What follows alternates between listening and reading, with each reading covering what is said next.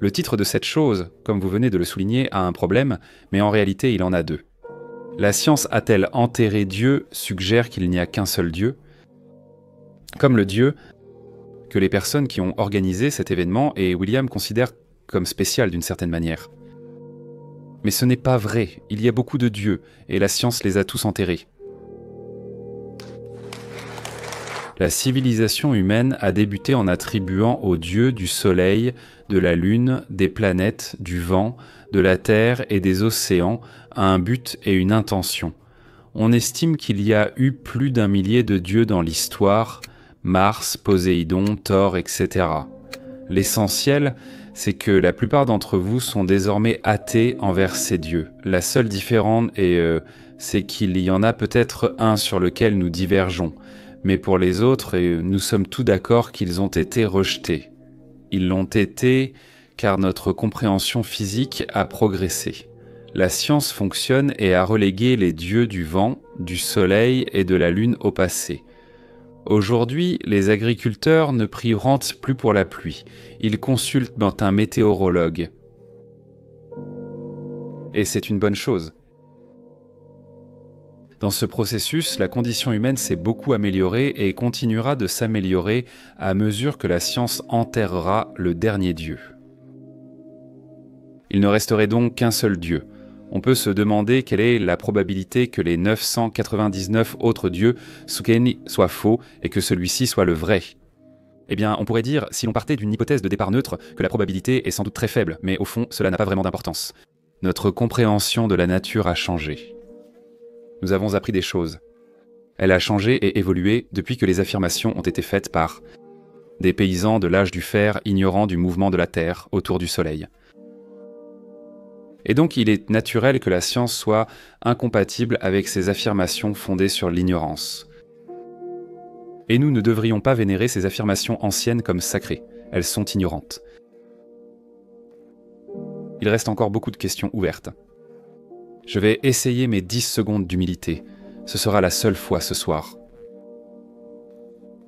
Nous ignorons bien plus sur l'univers que ce que nous en savons. La science est merveilleuse, c'est pourquoi je suis scientifique. C'est intellectuellement paresseux d'arrêter de questionner, de ne plus chercher d'explications et de dire simplement que Dieu l'a fait. C'est de la paresse. Et l'autre chose importante à propos de ce Dieu supplémentaire, c'était qu'il n'y a rien de spécial chez Jésus qui le distingue des autres dieux, ou de n'importe quel autre héros fictif d'ailleurs. Il n'existe aucune preuve empirique de sa divinité. Aucune, pas une seule dans ce sens. Il partage cela avec tous les autres dieux qui ont jamais été proposés.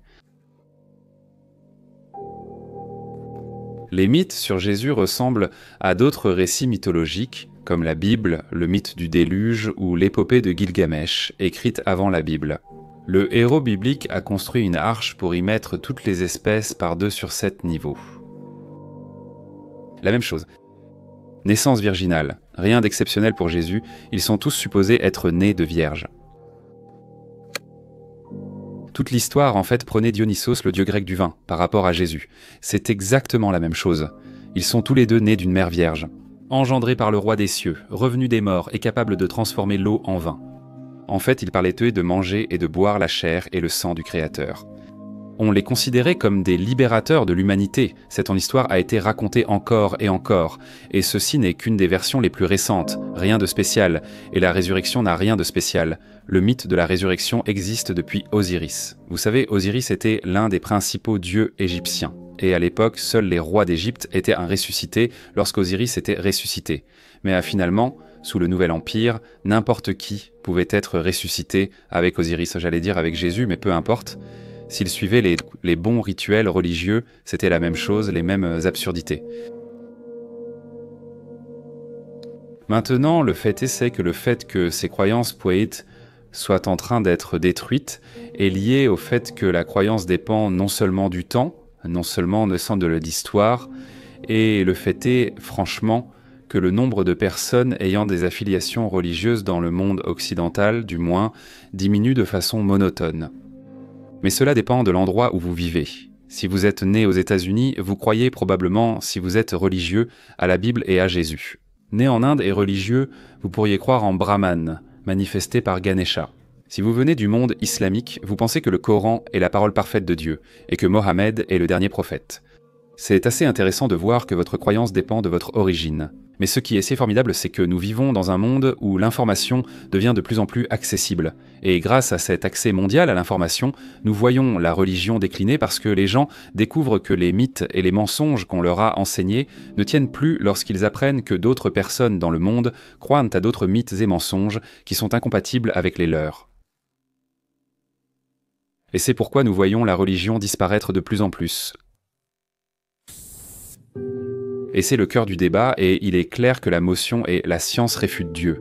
Et Michael et moi avons l'avantage distinct d'argumenter en faveur de la motion, parce qu'en fait, nous avons des preuves, la raison, la logique, la rationalité et des méthodes empiriques de notre côté, alors que nos adversaires n'ont que des espoirs et des peurs vagues. Et ils défendent une motion qui ne tient à son existence que par de simples lambeaux d'émotions et de spaghettis idéologiques. Un peu comme ceux fournis par le monstre en spaghetti volant, l'une des nombreuses croyances tout aussi irrationnelles.